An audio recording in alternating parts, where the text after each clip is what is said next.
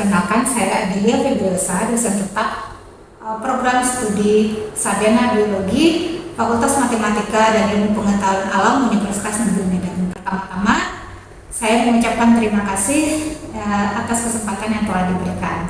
Pada kesempatan kali ini, izinkan saya menyampaikan materi pembelajaran mata kuliah mikrobiologi yang merupakan salah satu mata kuliah wajib program studi biologi semester 5 dengan bobot 3 SKS. Mata kuliah ini membahas mengenai mikrobiologi sebagai salah satu cabang ilmu biologi yang mempelajari organisme mikroskopis yang berukuran sangat kecil yang terdiri dari kelompok bakteri, jamur, alga, dan ragi yang membutuhkan alat bantu seperti mikroskop untuk dapat melihatnya. Seperti yang kita ketahui bersama, mikroorganisme tersebar luas di alam dan memainkan peran yang penting di ekosistem sebagai pengurai. Untuk dapat mempelajari lebih lanjut dan memahami mikroorganisme beserta peranannya, maka kita dapat mempelajari ilmu mikrobiologi pada mata kuliah ini. Adapun tujuan mempelajari mata kuliah mikrobiologi ini adalah untuk mengetahui konsep dasar ilmu mikrobiologi yang meliputi sejarah perkembangan dan manfaat mikrobiologi dalam kehidupan manusia, kemudian mempelajari struktur dan morfologi sel mikroba, kemudian teknik dasar sterilisasi dan isolasi mikroba secara aseptis. Nah, kemudian juga mempelajari identifikasi mikroba secara konvensional dan molekuler. Berikutnya juga dipelajari mengenai prinsip pertumbuhan, metabolisme, dan genetika mikroba agar dapat diaplikasikan sehingga dapat dikembangkan untuk tujuan yang bermanfaat bagi manusia dan juga lingkungan. Berikutnya, setelah mempelajari mata kuliah ini, diharapkan mahasiswa mampu untuk dapat menjelaskan sejarah dan konsep dasar mikrobiologi, kemudian dapat menjelaskan konsep dasar teknik sterilisasi dan isolasi mikroba. Nah, mahasiswa juga mampu untuk menguasai teknik identifikasi mikroba dan mengukur pertumbuhan mikroba. Selanjutnya, mahasiswa diharapkan mampu untuk menjelaskan konsep dari metabolisme mikroba dan konsep dasar genetika mikroba. Nah, berikutnya mahasiswa diharapkan mampu untuk menganalisa peran mikroba dalam bidang pangan, industri, kesehatan, pertanian, dan juga lingkungan. Dan berikutnya mahasiswa diharapkan mampu menyusun dan mempresentasikan hasil-hasil tugas riset dan proyek secara ilmiah, jelas dan sistematis. Di dalam proses pembelajaran ini, saya menggunakan metode DIA, yaitu Delivery, Interaction, and Assessment. Untuk delivery, pada mata kuliah ini saya memberikan RPS kepada mahasiswa dan juga menyampaikan materi menggunakan model pembelajaran problem based learning dan project based learning dalam bentuk presentasi interaktif, small group discussion, dan respon kelompok. Hal ini penting mendorong mahasiswa dapat berpikir kritis dan juga terlibat aktif dalam pembelajaran. Adapun interaction yang terjadi dalam perkuliahan ini melibatkan komunikasi dua arah antara mahasiswa dan dosen melalui ceramah, diskusi interaktif, dan juga presentasi.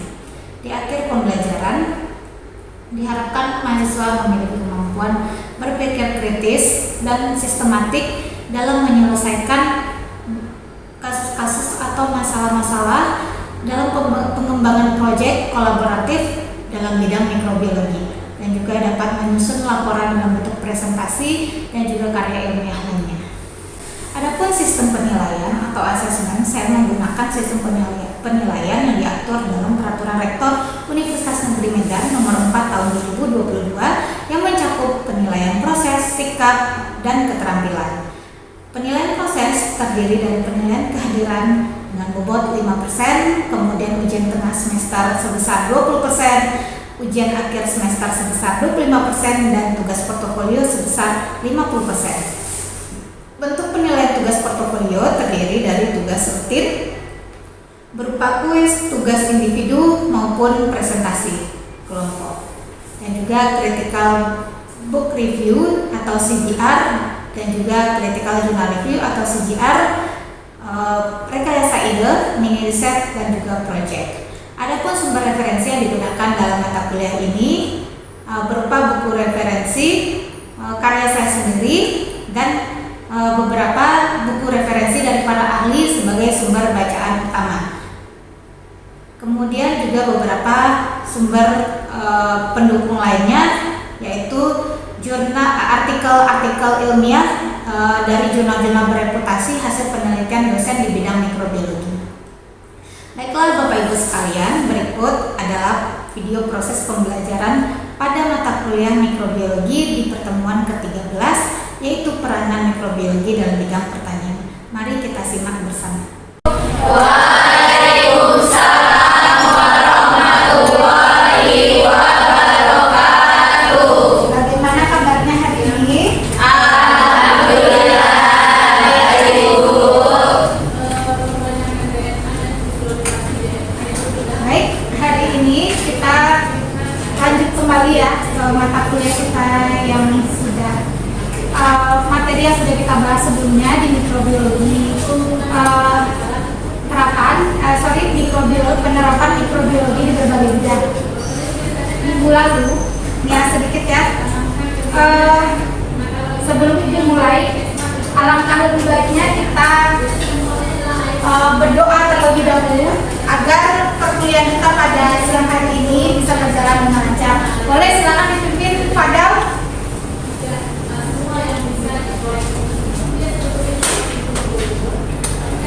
Teman-teman, sebelum kita mulai pembelajaran kita, baiknya kita berdoa dulu untuk saya berdoa dulu.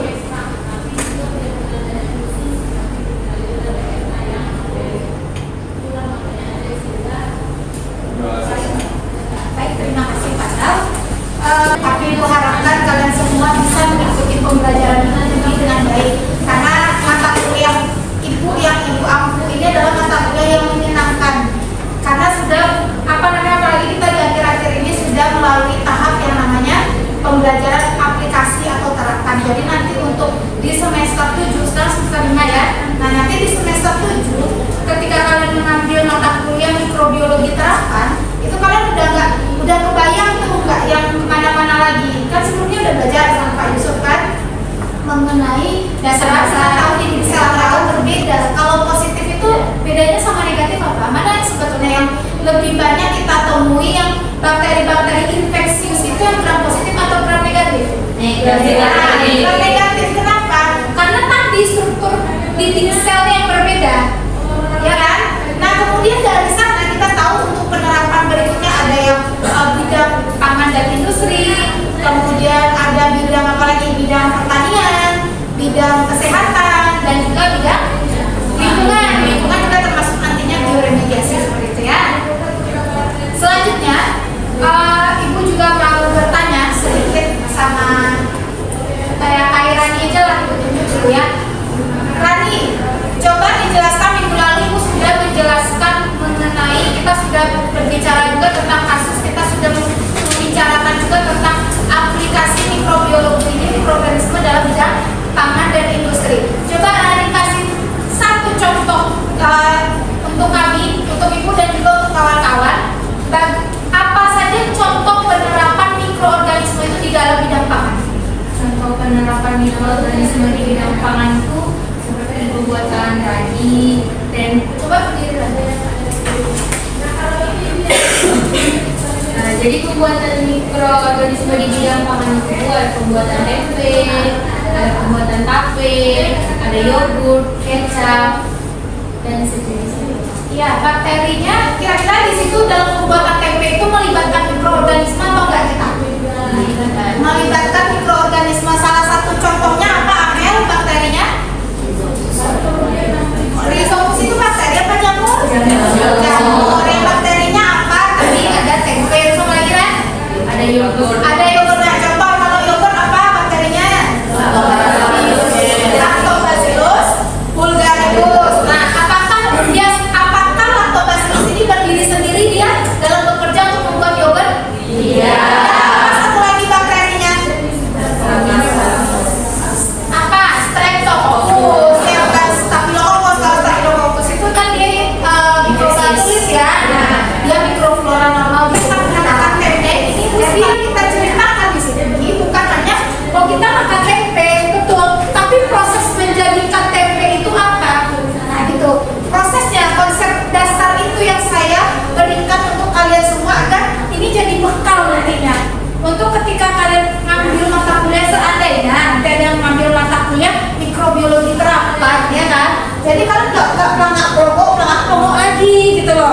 Jadi setidaknya udah paham. Oh iya, kemarin kan Amel sekelompok sama Abi kemarin. Nah ini ada yang bidang pertanian. Kemarin siapa kak yang kelompok 8? Namanya Siti. Nah Siti ini juga sudah memaparkan tentang kesehatan, betul ya? Nah bagaimana pembuatan antibiotik, pembuatan vaksin ya, berbahan dasar apa kemarin? Mikroba ya, kemudian juga insulin ya kak. Ada yang lebih terkait ke rekayasa lah ya, rekayasa hayati melibatkan mikroba. Nah sekarang aplikasi di bidang pertanian ini sebetulnya tanaman ini sangat bergantung dengan apa? Dengan pengurai, tahu ya? Karena pengurai itu hidupnya di tanah, di dalam tanah. Jadi mikroba itu tempat hidupnya salah satunya terbesar itu adalah di tanah. Ya. Tanpa mikroba sulit sekali tanah itu gembur. Rhizobium ini negatif apa positif? Perannya bagi tanaman ini. Kenapa tanaman ini bisa mendapatkan nutrisi, kemudian bakteri pun juga dapat makanan dari si tanaman. Nah itu salah satu contoh di bidang pertanian, bidang sebagai simbiosis apa dia namanya? Nah di kehidupan kita, apakah setiap bidang kehidupan kita ini selalu bersimbiosis mutualisme ini? Ada 3 jenis simbiosis apa? Di kehidupan kita seperti itu ya. Apakah di mikroba juga seperti itu? Iya. Sama di mikroorganisme juga seperti itu. Contohnya misalkan kalau mutualisme tadi apa? Antara tanaman legum, tanaman kacang-kacangan gitu ya, yang sering kalian makan. Kalau makan kacang rebus, kacang yang pakai kulit kita tahu ya. Nah itu kan dia hidupnya di tanah kan. Jadi kacang-kacang itu tuh tersembunyi di dalam tanah. Nah yang untuk membentuk nodul di bagian perakaran si ini si kacang tanah tadi, nah itu dibantu oleh rhizobium. Sahabat kasih Bu satu contoh. Apa? Puspita? Ayo. Coba berdiri Puspita.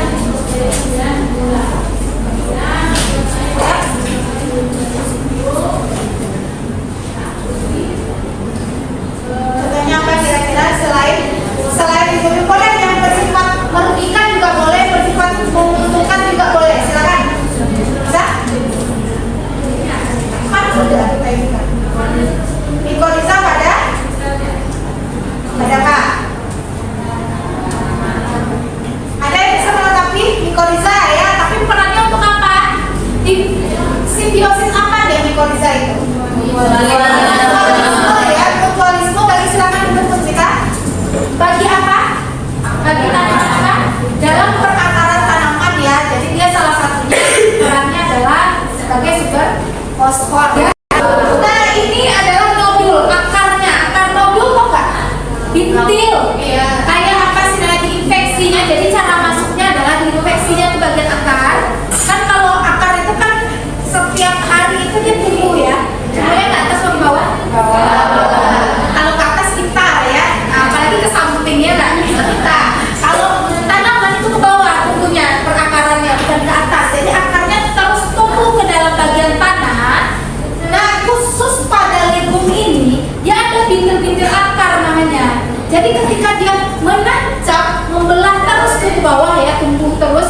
Menurut kalian, ketika dia tumbuh terus ke bawah, akar ini mengalami perlukaan atau tidak? Iya. Terus dari mana dia masuk kalau nggak ada perlukaan? 1 helai daun, kemudian jadi 2 helai, sampai berhelai-helai daun.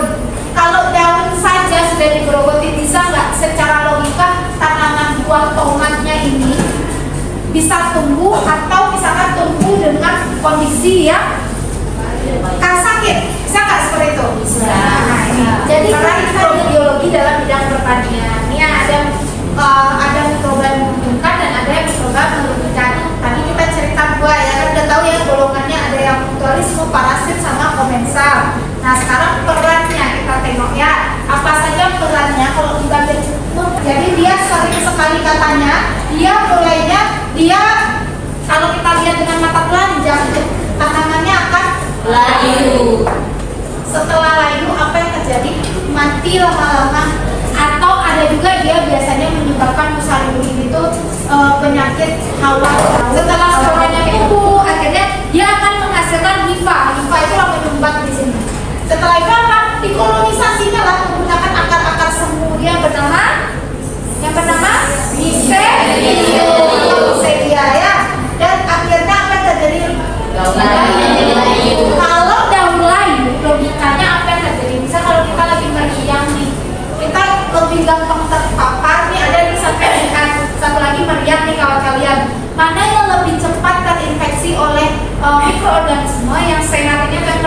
Iya.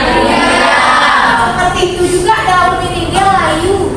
Gimana caranya udah layu? Fotosintesis bisa terjadi nggak? Nah, fotosintesisnya terhambat. Lama-lama tanaman kekurangan nutrisi ya, akhirnya mati. Ya.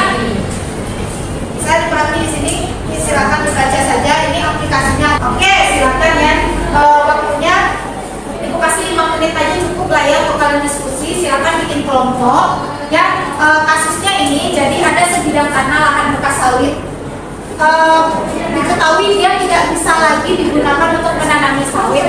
Nah, katanya setelah kita baca beberapa jurnal, itu lahan bekas sawit itu sebetulnya masih bisa ditanami oleh tanaman-tanaman multikultura. Seperti apa? Misalnya tanaman cabai, sawi-sawian, kayak gitu ya. Tapi karena dia miskin unsur hara dan nutrisinya berkurang, nah kita bantu tuh bagaimana untuk mengembalikan fungsi tanam tadi agar lahan bekas sawit ini masih bisa tuh kita bantu dengan menanam tanaman-tanaman multikultura. Jadi salah satu dari ilmu pertanian ini dia kasih solusi nih bagaimana tanah tersebut bisa kembali digunakan dengan menggunakan agen kontrol hayati. Salah satu agen kontrol hayatinya menggunakan mikroba. Mikrobanya adalah mikoriza ya. Jadi jamur ini menyediakan unsur fosfor di tanah sehingga tanahnya bisa kembali ditanami oleh tanaman. Jadi gimana prosesnya? Ya, silakan duduk berkelompok dulu. Ibu kasih waktunya 5 sampai 10 menit. Nanti 1 sampai 2 perwakilan aja untuk menjelaskan prosesnya ke depan. Seru ya? Untuk boleh? Silakan. Silakan bikin lingkaran dulu berkelompok seperti kemarin lagi. Nah, jadi kita setiap saat kita akan bahas kasus, apalagi ini berkaitan dengan aplikasi dan penerapan dari mikroorganisme di bidang pertanian. Baik, ada yang mau ditanyakan sampai di sini sebelum kita diskusi lebih lanjut? Waktu kalian nih silakan. Ada beberapa kelompok ke depan untuk mengembangkan kasus ini ya. Bisa ya? Setelah ibu ceritakan tadi beberapa konsep seperti itu. Silakan.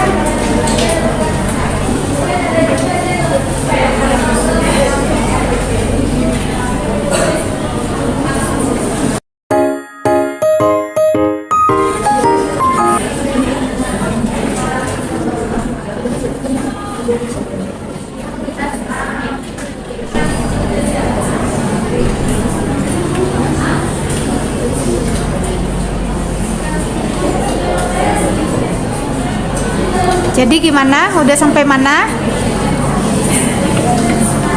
Udah? Oke, silakan ya bahas tentang mekanismenya. Udah sampai mana? Udah selesai? Belum? Ya. Boleh ditunggu ya.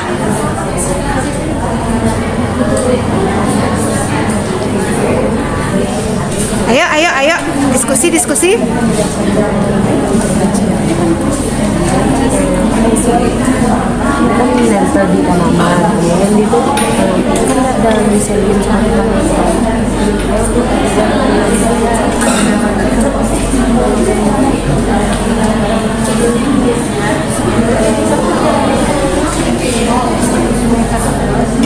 Kalian udah sampai mana? Udah? Nah, jangan lupa ya bagaimana mekanismenya, proses si mikoriza itu bisa memulihkan kembali ya agen hayatinya. Kita pakai mikoriza. Mikoriza itu sebagai apa dia? Simbiosis apa dia? Mutualisme dia ya. Oke, udah sampai mana? Ini kelompok berapa? 1 ya?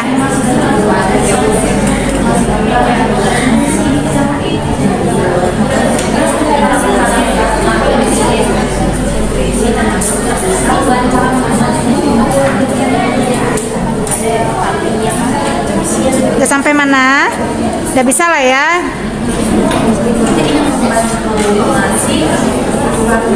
Jangan lupa prosesnya yang Bu tanyakan, bagaimana mikoriza itu bisa menginfeksi tanaman ya, bisa bisa memulihkan kembali tanah yang tercemar ini atau tanah yang bekas sawit ini bisa disuburkan lagi ya dengan memanfaatkan fosfor. Padahal gimana, udah sampai mana Padahal? Mikoriza Bu. Oke, dah. Setara nih. Oke. Kemudian dari nanti di ujian hafalin ini ya, pelajari ini ya, mekanismenya ini ya. Siapa tahu ini akan Ibu keluarkan kasusnya ini dalam soal ujian kita nanti.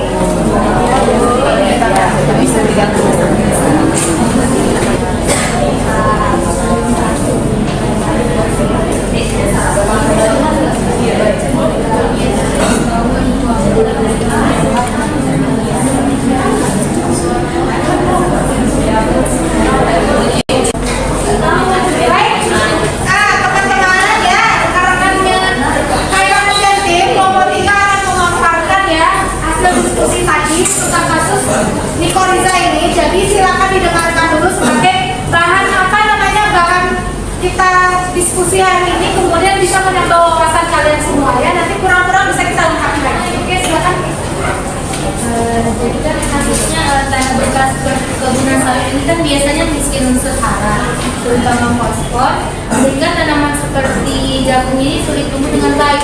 Jadi untuk mengatasi hal ini, petani dapat menambahkan jamur mikoriza ke dalam tanah, di mana mikoriza ini adalah jamur yang hidup bersimbiosis dengan akar tanaman.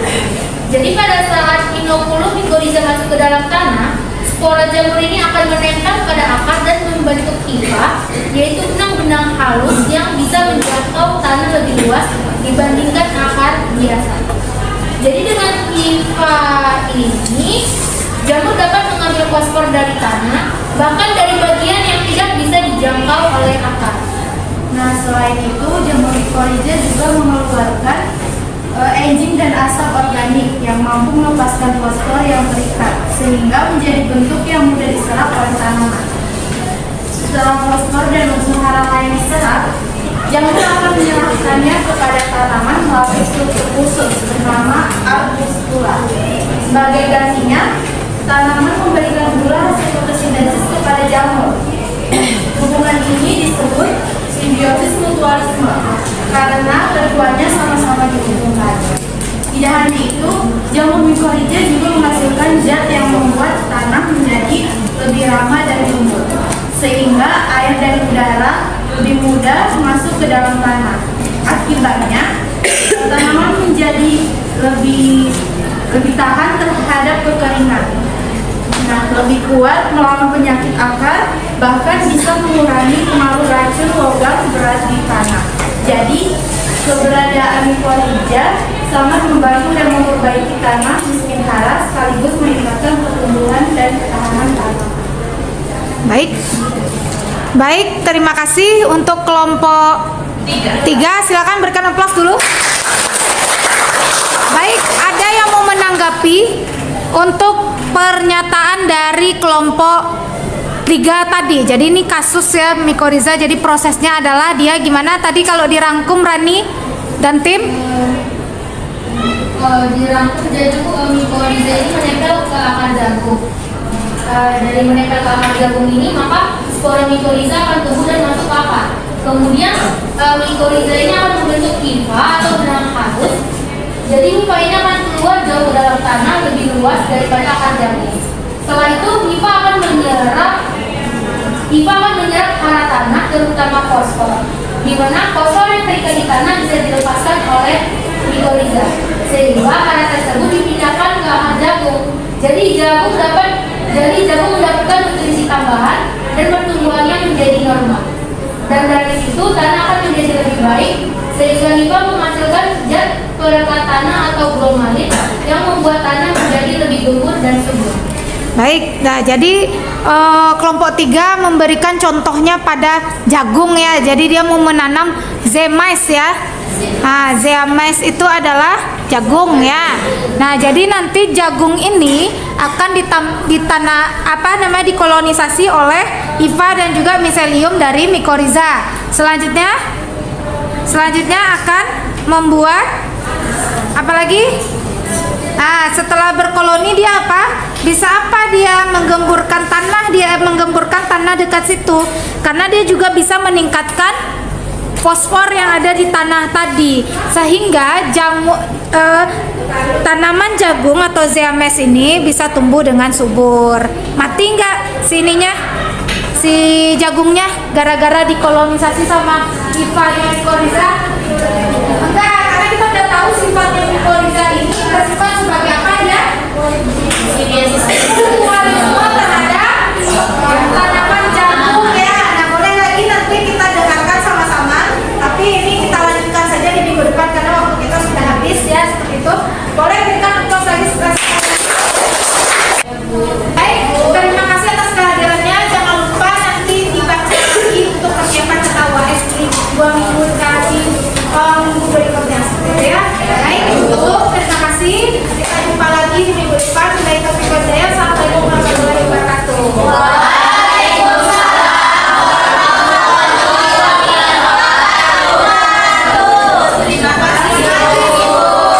Sekian video proses pembelajaran mata kuliah mikrobiologi pada program studi biologi Universitas Negeri Medan. Video ini digunakan sebagai salah satu syarat penyusunan dokumen pernyataan diri dosen dalam unjuk kerja Tridharma Perguruan Tinggi PDD UKT-PT Sertifikasi Dosen Gelombang 1 tahun 2026. Semoga video ini dapat menjadi pertimbangan bagi Bapak Ibu dalam proses penilaian sertifikasi dosen gelombang 1